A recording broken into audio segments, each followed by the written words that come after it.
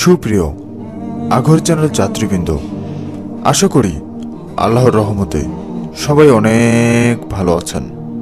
প্রিয় ভাইরা, আজকে একটি সৌদি আরবের ঘটনা নিয়ে হাজির হব।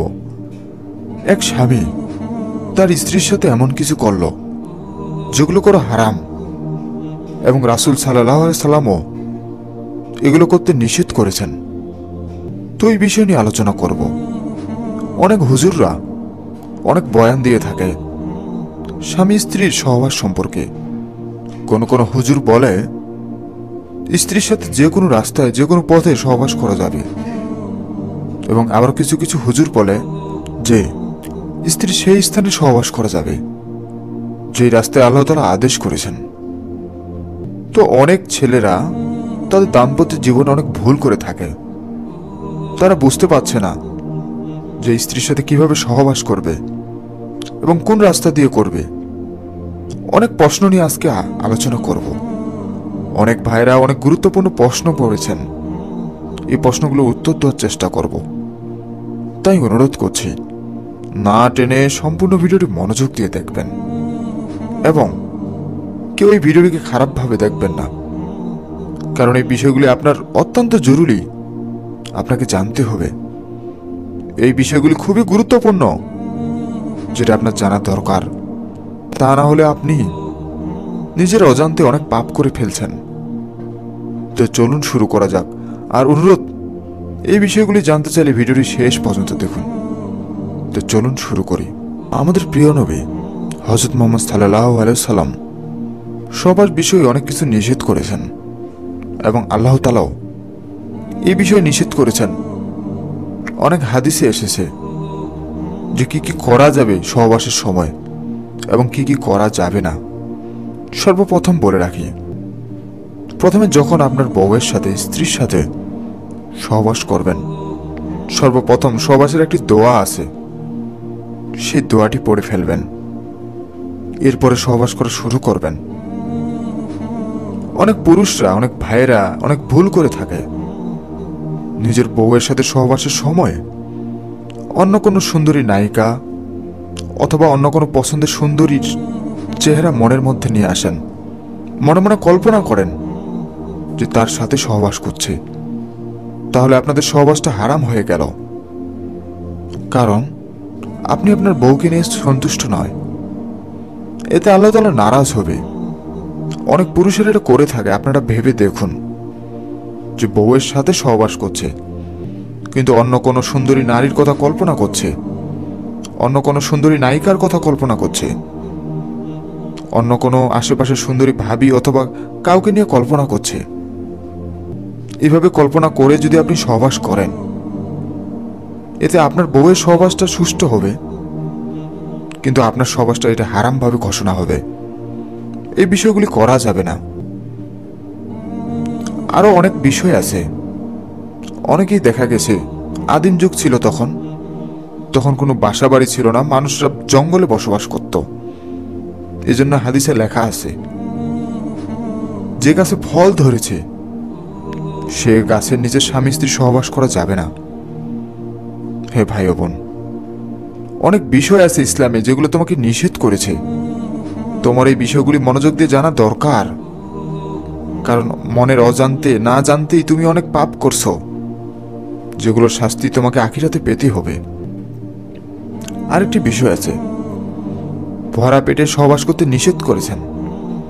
একটি হাদিসের মধ্যে এসেছে, মেয়েরা যদি ভরা পেট থাকে, মেয়ে অথবা ছেলে উভয়ে যদি ভরা পেট থাকে, অর্থাৎ কোনো কিছু খেলেন এই মাত্রই, সাথে সাথে সহবাস করতে নিষেধ করেছে।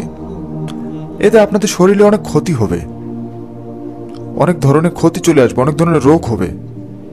হতে পারে ভরা পেটে সহবাস করার ফলে আপনার পেট ব্যথা পর্যন্ত হয়ে গিয়েছে। হে ভাই বোন, তোমাকে এগুলো বুঝতে হবে, এগুলো জানতে হবে। তুমি এখনো অনেক কিছু জানো না যেগুলো ইসলাম আদেশ করেছে। তুমি হয়তো বা অনেক কিছু জানো না যেগুলো করলে তোমার পাপ হবে। আরেকটি বিষয় হচ্ছে, কোনো শিশু অথবা পশুর সামনে সহবাস করতে নিষেধ করেছেন আল্লাহ তাআলা। হে ভাই বোন, কোনো পশুর সামনে তোমরা সহবাস করবে না, কারণ এটা সমস্যা আছে, আল্লাহ তাআলা নিষেধ করেছে। এবং কোনো ছোট বাচ্চার সামনে আমাদের সমাজে দেখা গেছে যে অনেক শিশুর সামনে বাবা মারা সহবাস করে থাকে। সাপোজ ধরুন শিশুর বয়স 2 বছর অথবা 3 বছর, বাবা মা সহবাস করছে, তাকে পাশে রেখে 2-3 বছরের একটা শিশুকে সব বাবা মারাই পাশে নিয়ে ঘুমায়। এতে দেখা গেছে স্বামী স্ত্রীর সহবাসের সময় তার শিশুটি জেগে উঠল, তাকে কোনো একটা জিনিস খেলতে দিল অথবা তাকে শুয়ে রাখলো, তারা সহবাস করছে। এই জিনিসটি করা যাবে না, এটা বলেনি যে হারাম, কিন্তু এই জিনিসটি না করাই উত্তম। আল্লাহ তাআলা এটাকে নিষেধ করেছেন, আর আল্লাহ তাআলা যেটাকে নিষেধ করেছেন এটা অবশ্যই হারাম হতে পারে। এরপরে আরেকটি বিষয় হচ্ছে, আমাদের সমাজের ছেলেরা বেশি ভুলটি করে থাকে সহবাসের সময়। সেটি হচ্ছে সহবাস করার সময় বেশি কথা বলে।